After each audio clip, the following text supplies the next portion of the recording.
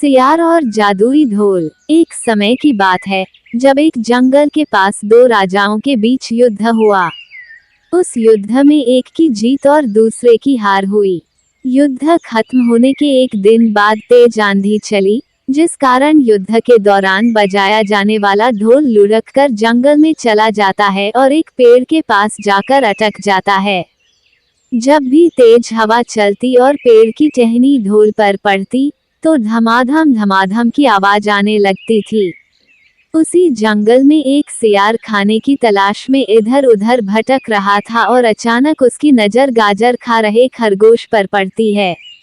सियार उसे शिकार बनाने के लिए सावधानी से आगे बढ़ता है। जब वो खरगोश पर झपटा मारता है, तो खरगोश उसके मुंह में गाजर को फंसाकर भाग जाता है। किसी तरह से सियार गाजर को मुंह से बाहर निकालकर आगे बढ़ता है, तो उसे ढोल की तेज आवाज सुनाई देती है।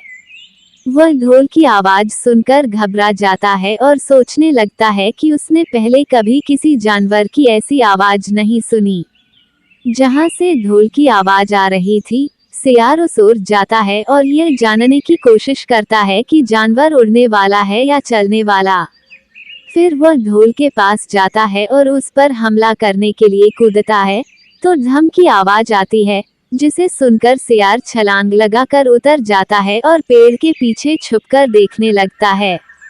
कुछ मिनट बाद किसी तरह की प्रतिक्रिया न होने पर वह फिर से ढोल पर हमला करता है और फिर से धम की आवाज आती है और वह फिर से ढोल से कूदकर भागने लगता है, लेकिन इस बार वह वहीं पर रुककर मुड़कर देखता है।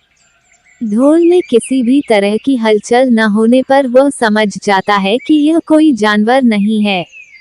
फिर वह ढोल पर कूद कूद कर ढोल को बजाने लगता है।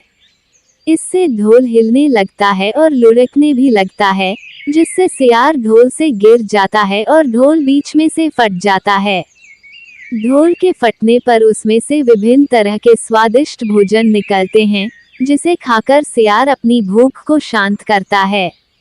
कहानी से सीख। सियार और ढोल के कहानी से यह सीख मिलती है कि हर किसी चीज का एक निर्धारित समय होता है।